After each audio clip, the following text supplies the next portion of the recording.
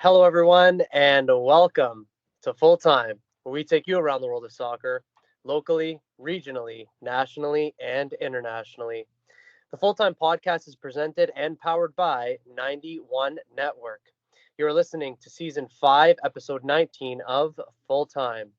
I'm your host, Daniel Scarpino, and with me is our co host, Gitano Gallo. Before we begin today's show, we'd like to take a moment to thank our sponsors. The Full Time Podcast is sponsored by Little Caesars Pizza. With their two locations in Sault Ste. Marie, Ontario, you can download and access the Pizza Portal app so you can enjoy a delicious hot and ready pizza from Little Caesars today. The Full Time Podcast is also sponsored by Sioux Sports. To check out Sioux Sports and all of their articles, announcements, and streaming platforms, including True House Media and True North Radio, visit SiouxSports.com as well as Sioux Sports TV on YouTube, Facebook, TikTok, and Instagram. We remind our listeners that recordings of Full Time occur weekly or bi-weekly, and uploads to all of our platforms for public viewing and listening occur weekly or bi-weekly as well. Folks, we welcome you back to Full Time, and we hope that you are all doing well. G, how goes it, my friend? I'm not doing too bad tonight. Scarps, how about you? I'm doing not too shabby, sir, and I'm looking forward to our show today. And in today's show, we will discuss Europe's Big Five and the Champions League. As always, if anyone would like to listen to our previous content, please check us out at Full Time on all platforms of 91 Network. And without further ado, Gaetano, and to everyone who has taken the time to tune in here today, let's kick off. We'll get the show started by getting into Europe's Big Five, and we'll first start by looking at the English Premier League. Liverpool has more than made up their game in hand, accumulating 61 points after 26 games played, Second place, Arsenal has 53 points with a game in hand. In third is Nottingham Forest with 47 points. In fourth is Manchester City with 44 points. G, your thoughts on the title race? Yeah, it's getting a slight bit closer. Liverpool dropping some points into their last three games. They can no longer beat Centurions anymore, so that City record is safe, which is a relief because they look fantastic. But yeah, they've stumbled a little bit, but I don't think it's going to be anything too detrimental to their challenge just quite yet. Yeah, and again, with that squad staying as healthy as they have been, this was always kind of expected that they have this little stumble, and who knows, it might continue for a little bit, but the squad, is looking as strong as ever, so I don't think that'll be too much of a problem for them, at least in the short term. And in the relegation zone, Southampton, Leicester, and Ipswich Town make up the bottom three. Wolves is just on the outside of the drop zone. No twists and turns as of late, Gitano, but it does appear from a numbers perspective that one win for any of these teams, with the exception of Southampton, of course, it could really turn their fate around completely, at least in the short term. Oh, absolutely. I mean, you're talking about, a win for Leicester, Ipswich getting them right out of the relegation zone, a win for Wolverhampton getting them, significantly farther away from the relegation zone. I think it's these next stretch of games is going to be massive for them. Well, without doubt, in every game, like you always say, it'll seem like a cup final in that relegation zone for sure. And unlike the relegation battle in the Premier League, in Spain's La Liga, there are twists and turns. It's a title race only separated by goal difference at this moment in time. Barcelona and Real Madrid are joint top of the table with 51 points apiece. Atletico Madrid is right behind them, trailing them by 1 point. So that means that they have 50. Athletic Club is fourth with 45 points. Gitano, what a title race that we have here in La Liga. And kudos to Barcelona for pulling themselves back into things, because for the better part of a month, they were practically out of it. Yeah, this has probably been the most chaotic title race that we've seen so far this season in Europe, between Barca's incredible start, the bubble bursting, Real and Atletico Madrid both kind of battling it out now, and now kind of this three-way. It's like a hair off it being a three-way tie for first. It's incredible. And like you said, kudos Barcelona. We did expect the bubble to burst and for them to stumble, but they've recovered nicely under Hansi Flick here. Yeah, without doubt, helium is certainly back in the balloon, and we'll see if at some point it bursts again down the business end of the season here. Out in Italy, Serie A, despite recent slip-ups at the top, it really hasn't changed how the table looks. It's still Napoli in first with 56 points after being winless in their last three games.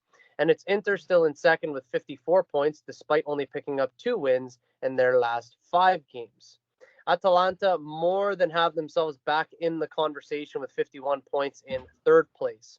So, G, a bit of a two-parter here. First, what can you say for Atalanta getting themselves back into the title race officially? And second, are these moments for the top two teams just a bit of a slip-up, or do you think it might be a little bit more long-term? Yeah, so with Atalanta, I think it's fantastic for the league to kind of have a three-horse title race here. It's also really good for the team. I know we're going to sneak this in a little early, but getting eliminated from Europe. Now the kind of all focus is going to be on the league now. And they're within touching distance. 3 points separates them and the two clubs tied in first. So I really think that, if they can kind of put their European disappointment aside and focus on the rest of the domestic season, they've got a shot at really pushing them here. Yeah, I agree with that. And you know that with Atalanta, goals are there to be had. So, they could certainly make things interesting down this business end of the season upcoming, pushing Napoli and Inter as far as they can be pushed. In the Bundesliga in Germany, Bayern increased their lead at the top to 8 points. They have 55 points after 22 games played. Second place Leverkusen has 47 points. And third is Frankfurt with 42 points. G, is Bayern slowly moving clear here? Yeah, they're just kind of inching their way clear. Not that they're playing poorly, but Leverkusen, Frankfurt, and RB Leipzig have all been kind of dropping points in these last 5-game stretches here. So it's not that Bayern are getting themselves any more clear. It's just the trailing pack is doing just that. They're just trailing that little bit more. And we're kind of getting to that point of the season, February, March, where it's only going to take a couple more game weeks before it maybe becomes mathematically impossible for certain scenarios. And then, I think we're closing in on a Bayern Munich Bundesliga win, if we're going to be honest. Yeah, you and me both, my friend. It's literally just one step at a time, one day at a time that they seem to be moving themselves further and further ahead. France's Ligue 1 still remains all about the undefeated PSG. They have 56 points and, of course, no losses to their name. Second place Marseille is 10 points behind them with 46 points. Nice and Monaco are joint third with 40 points each. Gitano, can Marseille keep up any realistic pressure against PSG? I think they have to. I think this PSG team, if I'm in the Marseille camp, I'm telling myself and my team that this PSG team is super young, super inexperienced. If they crack and they lose that first game in the league, what's their response going to be? I think as long as you kind of keep if they keep themselves close, they could really make a kind of push for it if PSG kind of slips and has their bubble burst here. And you just kind of they have to have that mentality. You can't just kind of throw in the towel with half a season left and go, okay, well, it's all good. They're going to win. No, you got to keep the pressure on, even if, PSG don't slip up. If they do, maybe not go undefeated, but kind of don't really have that bubble bursting moment where they drop a bunch of points. Marseille's got to do their best to kind of just keep there just on the off chance that it does happen. And then when it does happen, if it does happen, be there to capitalize. No, absolutely, man. I think just keeping it within 10 points, I think, is going to be crucial because usually, and again, we know this as fans of the sport, where one loss comes usually means two, and then that usually means a couple other dropped results, those runs of form, right? So again, if Marseille can just stay within touching distance, I think the pressure, in a logical way, can be put against PSG. Moving along, it is the Champions League that has now come down to its final 16 teams. The first 8 teams, as we covered on our last episode of Full Time, got a bye into the round of 16 due to their records and points total coming out of the league phase of the competition. There were 16 other teams who had to play over 2 legs to see who would qualify for the official round of 16 in this newly formatted Champions League. And here and now, we are going to take you through the results of each tie in this round. First, we will start with Milan and Feyenoord. After Feyenoord took a 1-0 lead in the first leg, it was a 1-1 draw that would spell the end of Milan in this tie and send Feyenoord through to the round of 16. G, your thoughts? Yeah, the big guns for AC Milan just did not turn up. No disrespect to Feyenoord, but only scoring 1 goal over the 2 legs for Milan is going to be really disappointing considering the attacking talent they brought in the transfer window. Specifically Santiago Jimenez and João Felix. Keeping hold of Rafael Leao. They have Pulisic. They have enough firepower there, but just if you can only get that 1 goal over 180 minutes, it's going to be tough to win those ties. Yeah, and it's one of those things we say all the time on Full Time amongst many things, but you don't score, you don't win. And I was actually I was thinking that it would be promising in the second leg and in terms of how Milan kind of started the game, but it didn't materialize in the end. So kudos to Feyenoord. Benfica and Monaco had us on the edge of our seats, particularly in the second leg. After Benfica got themselves a 1-0 win in the first leg, it was a 3-3 affair in the second leg that would see Benfica move on to the round of 16 by an aggregate score of 4-3. Gee, there was no holds barred in the second leg of this affair. Lots of goals to talk about. The floor is yours, sir. Yeah, this was probably the best tie of this kind of, what do they call it? The playoff knockout. Just incredible. Kind of two teams super evenly balanced, like tactically and like kind of skill level wise. I thought it was some of the best football you're going to see in Europe this year. I thought, and Benfica, after 180 minutes, rightfully definitely going through on it. Definitely, and these ties we see them all the time in Champions League, Europa League, that they kind of just slide underneath the radar. But they're the ones, if you watch football enough, you'll understand that they could always bring some about some excitement for sure. Club Brugge proved to be far too much to handle for Atalanta, winning both legs. Club Brugge move on to the round of 16, winning on an aggregate score of 5-2. Gee, what went wrong for Atalanta? Well, it's funny because we talk about them as being just this high-powered offense team, but again, only 2 goals across 180 minutes. It's just, you can play run and gun football. You can do that, but you have to be scoring more than a goal a game.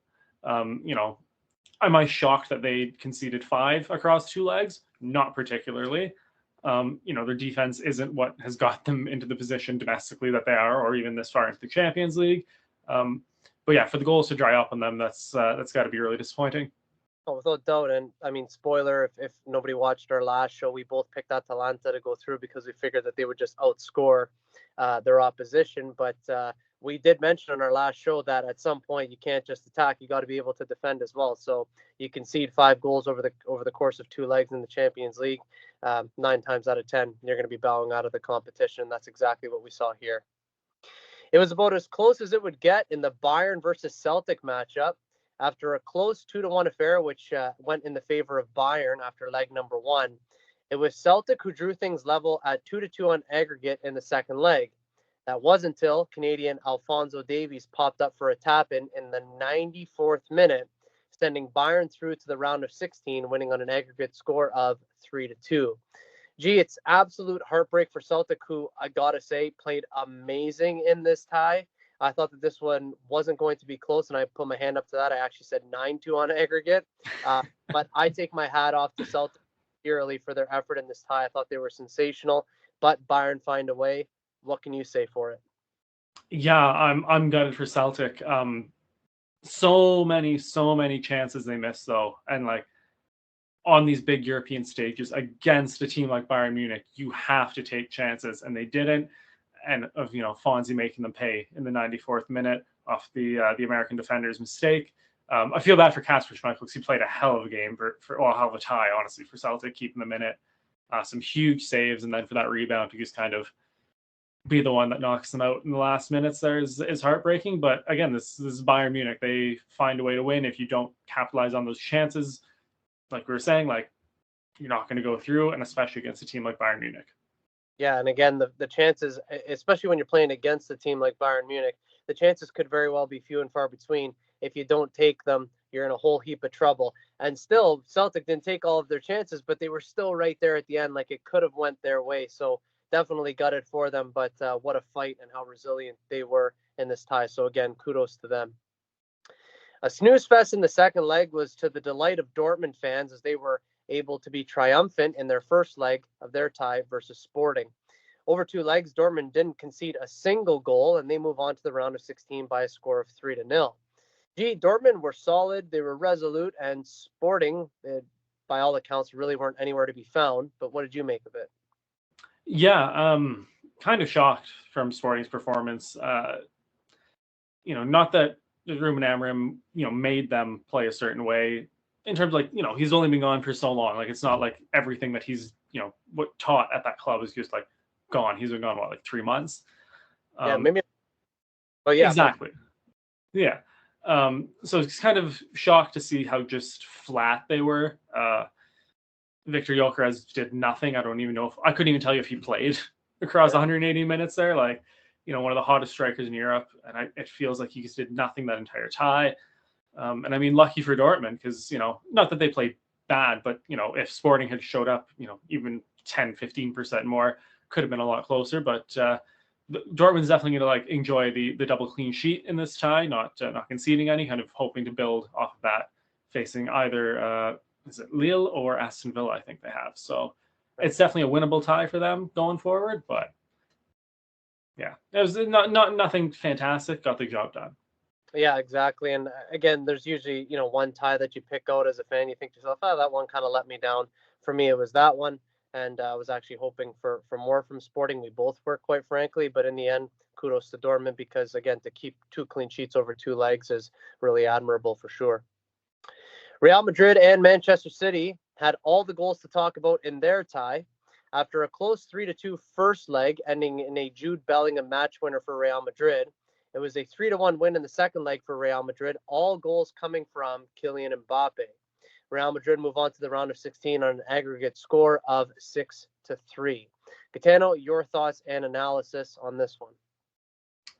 I feel like this tie is just kind of like a microcosm of City's whole season. Haaland scores the penalty in the first leg to make it 2-1 with about 10-12 minutes left. And then they just collapse. We give up the 2 goals. A couple players get hurt. We go into the second leg, down 2-1 now, or sorry, 3-2 after the first leg. John Stones doesn't make it through 5 minutes of the game. Erling Haaland's not fit enough to even start the game. It's just a microcosm of City's season. I don't think we were at our best. I don't think Real Madrid were particularly at their best. It sucks, but honestly, this is it feels a little more like old Yeller, take the dog out of his misery. And, I didn't really want to see us have to, go through this anymore. We're the squad's just destroyed in terms of injuries again.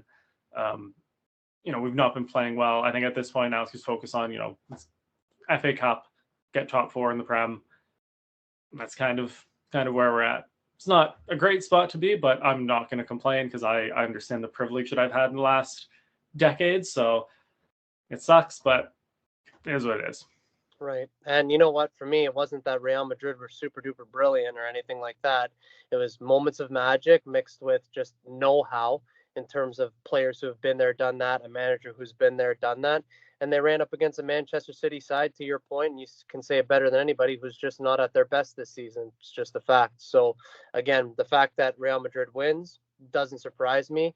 Did they look their best? No. But, again, City was a shadow of themselves, we'll call it. But, again, Real Madrid moving forward in the Champions League is something that we could have all possibly expected just because of their pedigree in this competition. About as dominant as you could ever imagine, PSG concede nothing, but scored 10 over 2 legs against Brest, winning by an aggregate score of 10-0. Gitano, PSG playing no games and not messing around whatsoever, so it appears. Are they showing themselves to be for real in this competition as they move on to the round of 16? I mean, I don't want to fully say yes because it was just Brest, who, no offense to them, are not massive European giants or anything even really close. So I think this is kind of a great little confidence booster for PSG. Maybe a nice little pat on the back. Hey, we got this kind of out of the way. But at the same time, this is not going to be the story of their European season. This 10-0 aggregate victory. If they go and get dummied in the round of 16, all of this will be for nothing. So I think if PSG are smart, they're kind of using this as not as a lesson, but motivation. Okay, we got that one done, great, but now we're on to the next one. Yeah, and nothing will be easy moving forward in this competition, regardless of who they draw. The draw at the time of recording, today's Thursday. The draw will happen tomorrow, but whoever they match up against is not going to be easy. So we'll have to put this one behind them relatively quickly. And finally, PSV and Juventus went back and forth in their qualification tie.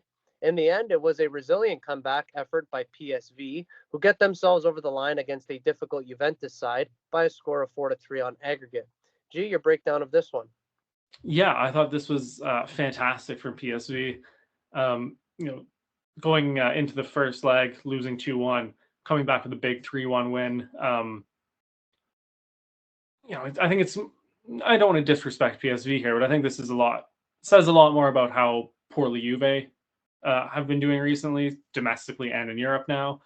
Going into that game with a 2-1 lead, losing 3-1, it's just really, really un-Juve, like, if I could kind of say it that way.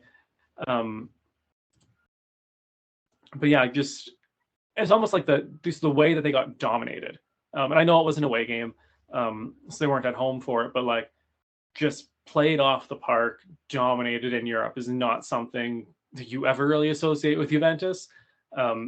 Even though they've been kind of poor in the last few years, like it's still like the way that PSV manhandled them in the second leg was super, super impressive. And not that I think they're going to win the tournament or anything, but definitely kind of a big statement from them. And again, might not be this season, might be, next year, the year after, if they're going to kind of build on performances like this in Europe, that they could be looking to, push for quarters and semifinals a lot more regularly. And for Juve, I think this is kind of a pretty low moment for them. And we'll probably be looking at kind of blowing up the squad in the summer and kind of starting a bit of a rebuild. Yeah, I'm not sure that the club has much of a choice. The fans are about ready to snap if they haven't already. So discontent that club's at an all-time high. But yeah, this type of result certainly can cause for some change. And I think all Juventus fans, quite frankly, would want that. But again, well done to PSV for getting themselves through. It wasn't easy, but they did well. So to review our picks, Gitano, we both go 4 for 8, 50% on our picks in this round of the Champions League.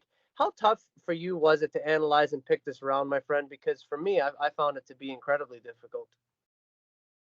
Yeah, outside of there was a couple, I don't want to say gimmies, but I'm always going to pick City no matter who we play. PSG versus Brest was kind of a gimme. But the rest of these, maybe Celtic Bayern wasn't as much of a gimme, but I think I took Celtic too. Did I not?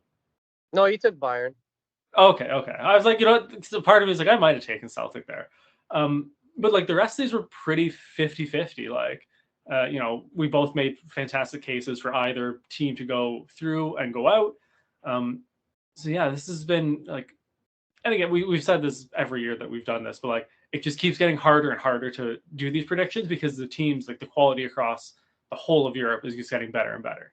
Well, and that's exactly it. And we've never had this round of the competition in the Champions League ever, which kind of, made it a little bit of a toss-up, if you will. But now we're back into the sort of true essence of the competition, that being the round of 16. As we said, the draw will go tomorrow for basically to see who plays against who.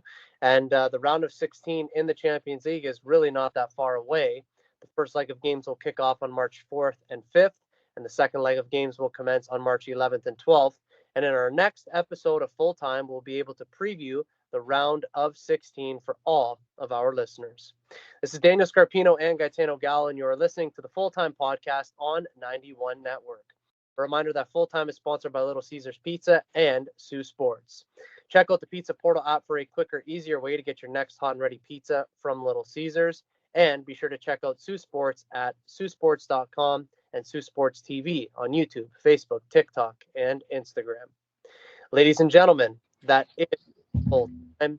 As we bring today's show to a close, we want to thank all of you, our listeners, for spending some time to talk with us about the beautiful game. G, as always, a pleasure, my friend. Always a pleasure to join you on the show, Scarps. Good luck in the rest of the Champions League with Arsenal, because not that I'm not cheering for Arsenal. I'm cheering for you, Scarps. I'm going to make that clear on the show. But yeah, just always a pleasure, Scarps. Always. It was great to see you last night and be with you at futsal, and good to be with you here tonight on our podcast. And in our next show, we'll get to talk about Arsenal amongst so many other things. So a good reminder for our listeners that the next episode of Full Time will be recorded the week of February 24th, 2025. In that show, we will take a look at Europe's Big Five, the FA Cup, and the Champions League. As always, we will keep everyone in the loop with all of the happenings in the world of football. For weekly content, make sure to hit like, follow, and subscribe to all platforms of 91 Network on YouTube, Spotify, Apple Music, Facebook, Instagram, X, TikTok, Podbean, and spaces at suetoday.com. For Gitano Gallo, my name is Daniel Scarpino, and thank you for tuning in to Full Time. We look forward to seeing you at kickoff next time back here on the Full Time Podcast and 91 Network. Best always.